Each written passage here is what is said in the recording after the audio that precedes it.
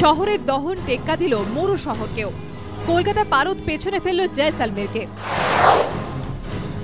দ্বিতীয় দফায় সোমবার ছিল 3 জেলার 31টি আসনে ভোট। বেলা বাড়ার সঙ্গে সঙ্গে ভোট ঘিরে উত্তেজনার পারদ যেমন চড়তে থাকে, তেমনি মাথার উপর আগুন ঝরাতে থাকে সূর্য।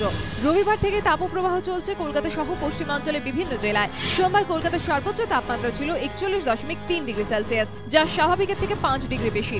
সেখানে রাজস্থানের মরু শহর জয়সালমেরের সর্বোচ্চ তাপমাত্রা ছিল 37 ডিগ্রি সেলসিয়াস। অন্যদিকে দক্ষিণবঙ্গের সর্বোচ্চ তাপমাত্রা ছিল বাঁকুড়ায় 45.2 ডিগ্রি, স্বাভাবিকের থেকে 7 ডিগ্রি বেশি।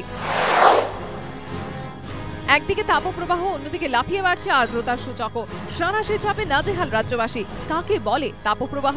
এপ্রিল থেকে মে মাসের কোনো দিনের সর্বোচ্চ তাপমাত্রা যখন সেই সময়ের স্বাভাবিক তাপমাত্রা থেকে 5 ডিগ্রি বেশি থাকে, তখন তাকে তাপপ্রবাহ বলে। আগামী 48 ঘন্টাতে কলকাতা সহ দক্ষিণবঙ্গের জেলাগুলিতে তাপপ্রবাহের সতর্কবার্তা বহাল রেখেছে আবহাওয়া দপ্তর। অতি তীব্র তাপপ্রবাহের সতর্কবার্তা জারি করা হয়েছে বাঁকুড়া, পুরুলিয়া, বীরভূম, পশ্চিম মেদিনীপুর, বর্ধমানে। অন্যদিকে খরা পরিস্থিতি দেখা গিয়েছে কর্ণাটক, মহারাষ্ট্র সহ দেশের একাধিক রাজ্যে।